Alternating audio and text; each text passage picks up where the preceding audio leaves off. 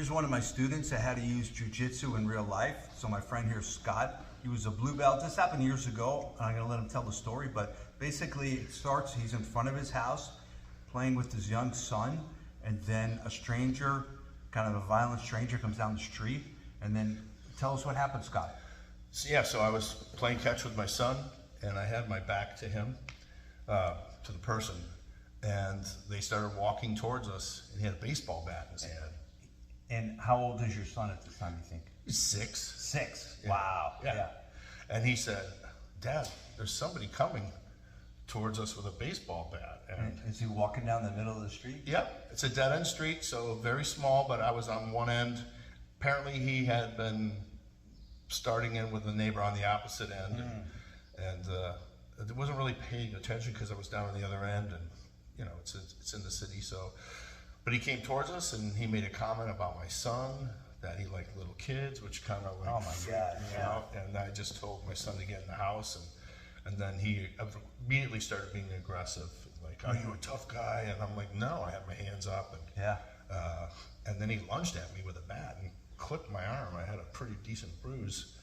And then when he went to load up again, I went in and did a body lock on him and put him on the ground. And I got his back, and then he still had the bat in his hand. I put my leg over his. You trapped the bat in an arm? Yep, with your leg? with my Nice. leg.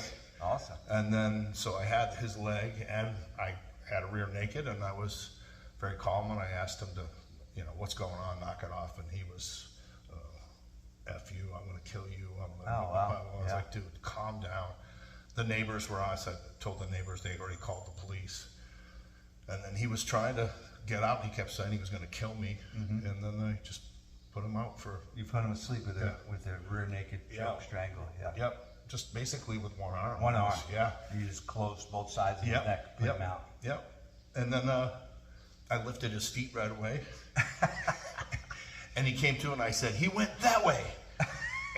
And he took off running towards. So the guy got up and started chasing an invisible person. Well, he went back towards the porch at the opposite end of the street. I think he thought it was the neighbor that he was originally barking at, which was like, you know, maybe a half a block. Well, the opposite end of the dead end street, so all the way down the other side. And then I went in. The police finally showed up, and he was gone. They had maybe 4 or 5 other calls come in on him that day. They got him later on that night. Awesome. And it turns out he was let out of jail or prison that day for beating up a cop. Oh, wow. Crazy. So, Crazy. yeah, he was supposed to do a year. He did 6 months. And then he ended up pleading out. I didn't want to press charges, but then I got summoned, I think. And then he pled out the day before, and he ended up, I think they were going to do 2 years. I think he did 18 months, but I had to file a restraining order. So. Well, I'm glad you're safe, man. I'm glad you didn't get cracked on the head with that bat, man. Yeah, Awesome. yeah, it worked. So it was such an affirmation for me of how powerful this is, you know, without really hurting him, you know, throwing a single strike. That's awesome. So man. I was like, this is powerful stuff. Yeah. That's awesome, man. Yeah. Thanks Thank so you. much, man. Thank you. Saved my life. Thanks, buddy. Possibly saved my life. Yeah. Awesome. Thank you.